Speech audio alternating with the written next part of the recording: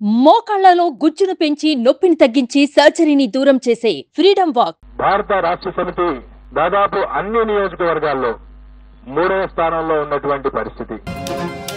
BRS అధ్యక్షులు మాజీ ముఖ్యమంత్రి కేసీఆర్ గారు అధికారం నుండి దిగిపోయిన తర్వాత ఆయనకు మెడకు చుట్టుకున్నటువంటి కాళేశ్వరం ప్రాజెక్టు మనందరం చూశాం. మేడిగడ్డ వారధి కుంగినటువంటి విషయాన్ని, మేడిగడ్డ వారధి కుంగటం, ఫోన్ ట్యాపింగ్ ఆరోపణలతో టీఆర్ఎస్ పార్టీ యొక్క భవిష్యత్తు తలకిందులైందనేటువంటి విషయాన్ని మీ దృష్టికి తీసుకొస్తా ఉన్నా.